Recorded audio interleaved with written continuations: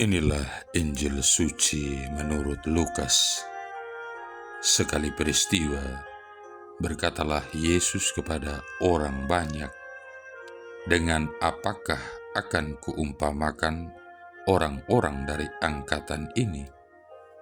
Mereka sama dengan anak-anak yang duduk di pasar dan berseru-seru, 'Kami meniup seruling bagimu, tetapi kalian tidak menari. Kami menyanyikan kidung duka, tetapi kalian tidak menangis.' Sebab ketika Yohanes Pembaptis datang, ia tidak makan roti dan tidak minum anggur. Kalian berkata ia kerasukan setan. Kemudian Anak Manusia datang, ia makan dan minum, dan kalian berkata, 'Lihatlah seorang pelahap dan peminum, sahabat pemungut cukai dan orang berdosa.' Tetapi hikmat dibenarkan oleh semua orang yang menerimanya." Demikianlah sabda Tuhan. Saudara-saudari yang terkasih, orang bijak pernah bertanya, mengapa manusia punya dua tangan, tapi hanya punya satu mulut? Apa jawabannya? Supaya manusia sedikit bicara, banyak bekerja.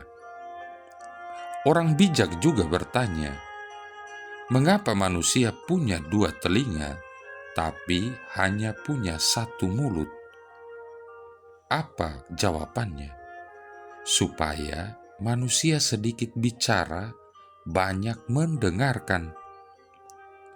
Orang bijak berkata, hidup ini akan lebih damai kalau kita sedikit bicara, banyak mendengarkan. Dan kalau ini kita renungkan, memang ada juga benarnya.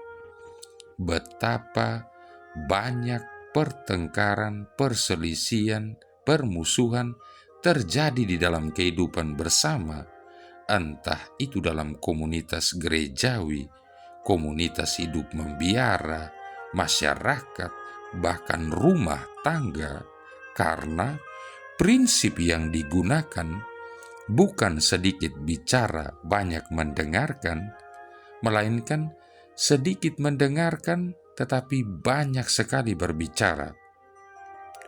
Dalam bacaan Injil tadi dikisahkan bahwa Yesus menegur orang-orang Farisi dan ahli-ahli Taurat karena mereka sedikit mendengarkan tetapi terlalu banyak bicara. Ketika Yohanes Pembaptis datang dan mengajak mereka untuk berpuasa atas segala dosa yang telah mereka lakukan, serta berkabung atas hukuman yang akan menimpa, mereka tidak mendengarkan. Apa kata mereka? "Jangan dengarkan Yohanes Pembaptis itu. Ia terlalu berlebihan. Kita ini anak-anak Abraham, maka kita tidak mungkin akan dihukum. Berpuasa dan berkabung boleh-boleh saja, tapi yang wajar-wajar sajalah." Yang lain berkata, Yohanes Pembaptis itu sudah terlalu lama tinggal di padang gurun, sudah terlalu lama bergaul dengan roh-roh jahat, maka sudah tidak waras lagi. Ketika Yesus datang dan mengajak mereka untuk bersuka cita atas pengampunan Allah yang berlimpah, mereka juga tidak mendengarkan. Apa kata mereka? "Jangan dengarkan Yesus, ia kurang menghormati Taurat. Coba lihat, dia dan para muridnya jarang berpuasa. Hampir setiap hari kerjanya hanya bergaul dan makan minum dengan para pendosa. Ia tidak waras lagi." Mereka punya telinga tetapi tidak mau mendengarkan. "Kami meniup seruling bagimu, tetapi kamu tidak menari. Kami menyanyikan kidung duka, tetapi kamu tidak menangis." Diajak menangis dan meratap oleh Yohanes Pembaptis, tidak mau.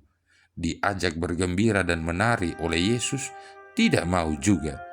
Singkatnya, orang-orang Farisi dan ahli-ahli Taurat ini menurut Yesus, telah menutup telinga dan hati bagi sabda Allah. Dan hal ini memang sudah dinubuatkan dalam Yeremia bab 6 ayat 10. Firman Tuhan menjadi cemoohan bagi mereka. Mereka tidak menyukainya. Saudara-saudari yang terkasih, sekarang bagaimana dengan kita?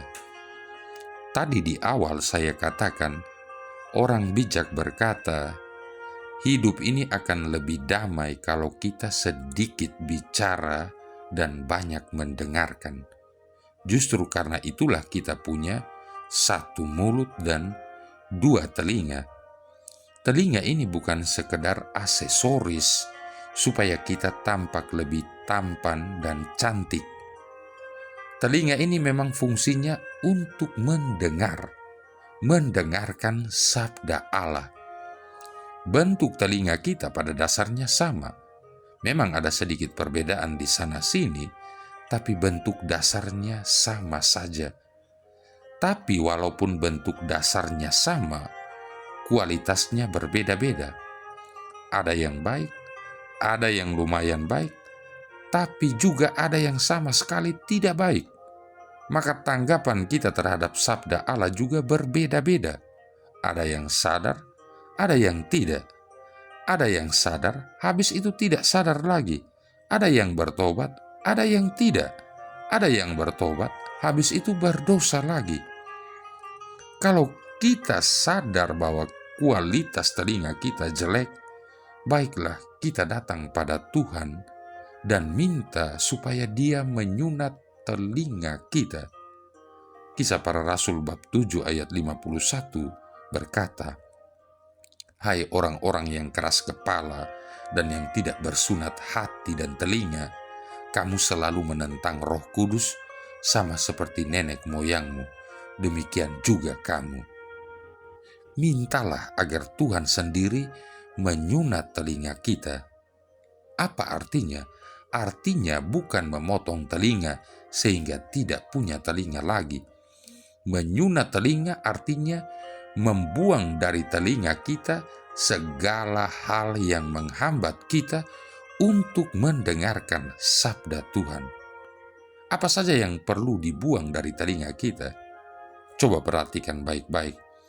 Dalam Kisah Para Rasul bab 7 ayat 51 tadi dikatakan begini, "Hai orang-orang yang keras kepala dan yang tidak bersunat hati dan telinga." Ini artinya hati sama dengan telinga, telinga sama dengan hati. Yang dimaksud dengan telinga adalah hati. Menyunat telinga artinya menyunat hati. Buanglah dari hati kita segala hal yang menghambat kita mendengarkan dan mentaati sabda Tuhan. Apa saja yang perlu kita buang? Sangat banyak. Iri hati, kesombongan, ketamakan, dan kroni-kroninya. Saudara-saudari yang terkasih, telinga dan pendengaran juga ada hubungannya dengan keseimbangan.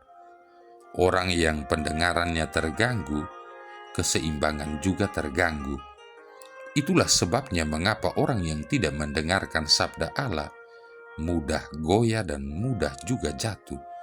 Itulah sebabnya mengapa orang yang tidak mendengarkan sabda Allah tidak pernah bisa berdiri teguh. Orang yang tidak mendengarkan sabda Allah tidak seimbang hidupnya. Maka baiklah kita menjadi bar kokhma, artinya anak hikmat, yaitu menjadi orang-orang yang sungguh mendengarkan sabda Allah dan sungguh mentaatinya. Ingatlah apa yang dikatakan oleh Yesaya bab 50 ayat 4. "Setiap pagi Tuhan mempertajam pendengaranku untuk mendengar seperti seorang murid." Marilah berdoa. Allah Bapa Maha Pengasih dan Penyayang, perkenankanlah kami menikmati kehadiran-Mu bila kami saling menaruh cinta kasih, dan semoga dapat merasakan bahwa Engkaulah yang menarik hati kami untuk saling membantu dan membangun perdamaian. Dengan pengantaran Yesus Kristus Putramu Tuhan kami, yang bersama dengan Dikau dalam persatuan Roh Kudus hidup dan berkuasa, satu Allah sepanjang segala masa. Tuhan memberkati kita sekalian, Bapa, Putra, dan Roh Kudus.